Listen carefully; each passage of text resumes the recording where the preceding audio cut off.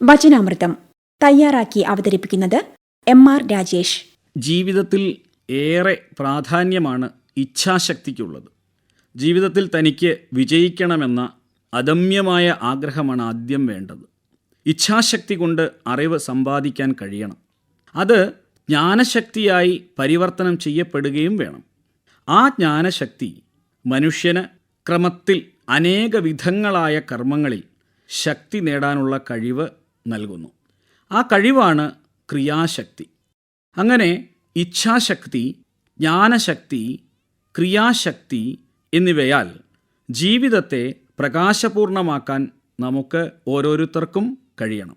ഇന്ന് യുവാക്കളിലേക്ക് തിരിഞ്ഞാൽ ഈ ഇച്ഛാശക്തിയും ജ്ഞാനശക്തിയും ക്രിയാശക്തിയും കാണാൻ നമുക്ക് സാധിക്കുന്നുണ്ടോ? ഉണ്ടെങ്കിൽ ആത്മഹത്യ ചെയ്യുന്നവരുടെ എണ്ണം പെരുകുകയില്ല, മനോരോഗികളുടെ എണ്ണവും പെരുകുകയില്ല. പ്രതിസന്ധികളെ തരണം ചെയ്യാൻ കഴിയാതെ വാടിത്തളർന്നു പോകുന്ന യുവത്വം നമ്മുടെ ശാപമായി മാറിക്കൊണ്ടിരിക്കുകയാണ്. ജീവിതത്തിൽ പ്രതിസന്ധികളില്ലാതെ മുന്നോട്ടു പോകാൻ കഴിയില്ലെന്ന് തീർച്ച.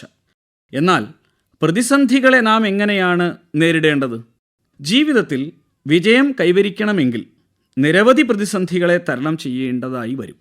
അതിന് നല്ല ഇച്ഛാശക്തിയാണ് നമുക്ക് വേണ്ടത്. എന്ത് സംഭവിച്ചാലും ലക്ഷ്യത്തിലെത്തുക തന്നെ വേണമെന്ന വിചാരത്തോടുകൂടി പരിശ്രമിക്കുകയാണ് വേണ്ടത്. അതിനുവേണ്ടി ദൃഢപ്രതിജ്ഞ എടുക്കുന്നവനെ ജീവിത വിജയം സാധ്യമാകൂ. ചെറിയ പ്രതിസന്ധികൾക്ക് മുൻപിൽ തോറ്റോടുന്നവർക്ക് വലിയ പ്രതിസന്ധികൾക്ക് മുൻപിൽ പിടിച്ചു നിൽക്കാൻ കഴിയാതെ വരും. വലുതും ചെറുതുമായ പ്രതിസന്ധികളെ നേരിടാൻ നമുക്ക് വേണ്ടത് ജ്ഞാനശക്തിയാണ്, അഥവാ അറിവാണ്. പ്രാചീന ഭാരതത്തിൽ വേദങ്ങൾ അറിവിൻ്റെ ഭണ്ഡാകാരങ്ങളാണ്. അറിവ് അനുഭവത്തിലേക്ക് പരിവർത്തനം ചെയ്യപ്പെടുമ്പോഴാണ് പ്രതിസന്ധികളെ തരണം ചെയ്യാനുള്ള കരുത്ത് കൈവരുന്നത്. അതിനാൽ അറിവിനെ സ്വീകരിക്കാൻ തയ്യാറാകണം. ജ്ഞാനസാഗരത്തിൽ മുങ്ങിക്കുളിക്കാൻ കഴിയുന്നവൻ ജീവിത വിജയത്തിലേക്കുള്ള രണ്ടാം സോപാനം കടന്നു പോകുന്നു.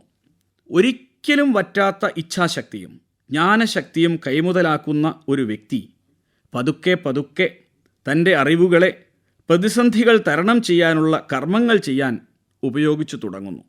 തൻ്റെ മുൻപിലേക്ക് കടന്നു വരുന്ന പ്രതിസന്ധികളെ തട്ടി നീക്കാനുള്ള ക്രിയാശക്തി കൈവരിക്കുന്നതോടെ വിജയത്തിൻ്റെ ദീപ്തമാർന്ന ഭാവങ്ങൾ ഓരോ വ്യക്തിയിലും അഭിവ്യഞ്ജിച്ചു തുടങ്ങും. ജീവിത വിജയം കൈവരിച്ച അനേക ശതം വ്യക്തികളിലേക്ക് നാം കടന്നു ചെന്നാൽ അവരിൽ വിളങ്ങി നിൽക്കുന്നത് ഇച്ഛാശക്തിയും ജ്ഞാനശക്തിയും ക്രിയാശക്തിയുമാണെന്ന് കാണാം. അതിനാൽ നമുക്ക് ഓരോരുത്തർക്കും ഈ ത്രിവിധ ശക്തികളെ നമ്മിൽ കുടികൊള്ളിക്കാൻ പരമാവധി പരിശ്രമിക്കാം. എം.ആർ. രാജേഷ് തയ്യാറാക്കി അവതരിപ്പിച്ച വചനാമൃതമാണ് ഇതുവരെ കേട്ടത്.